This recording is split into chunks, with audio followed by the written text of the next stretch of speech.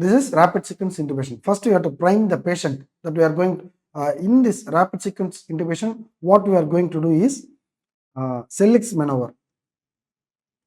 Sellick's maneuver. This is most important. Sellick's maneuver.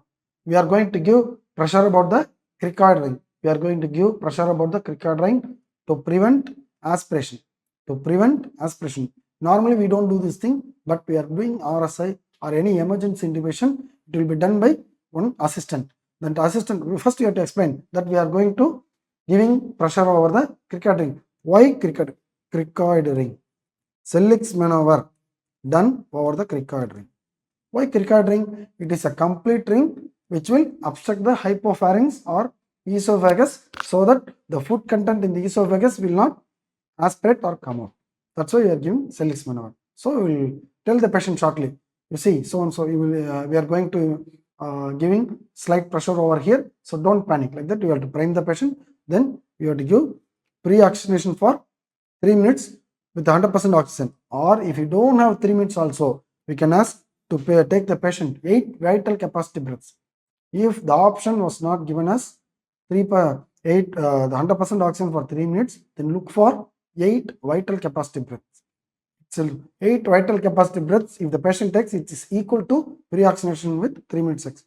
Then you will give pre-medications. Pre-medications like glycopyrrolate, an anti-anxiety like injection midazolam, and any mild sedative opioid, injection fentanyl or 14 like that. Then we have to give cricoid pressure, Sellick's maneuver with the trained assistant, Sellick's maneuver. Then we will, here there is something called burps maneuver, burps maneuver. What is burps maneuver?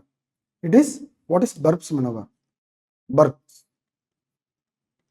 It is backward, upward, rightward, and posterior. This maneuver, burps maneuver, is done for making the vocal cord better visualization. Making the vocal cord better visualization. You see, Sellick's maneuver is done to prevent aspiration. To prevent aspiration. But burps maneuver is done for better visualization of the vocal cord. For better visualization of the vocal cord. Visualization of vocal cord. Burps maneuver. Backward, upward, rightward pressure. It is also given by some assistant, and Sellick's also given by some assistant. Okay. After inducing with either thiopentone or propofol or ketamine something, then we'll give succinylcholine. We'll give succinylcholine 100 mg so that the patient gets muscle relaxed. Then we will intubate, and then we'll confirm the ETT tube placement by auscultation or seeing fog over the air in the ET tube. Then after that, after confirming the ET tube placement, only we have to release the pressure.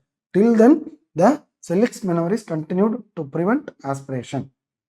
Then after that, post-intubation management is everyone according to the patients, what for the patient had been coming, what for the illness for is coming, we have to treat accordingly.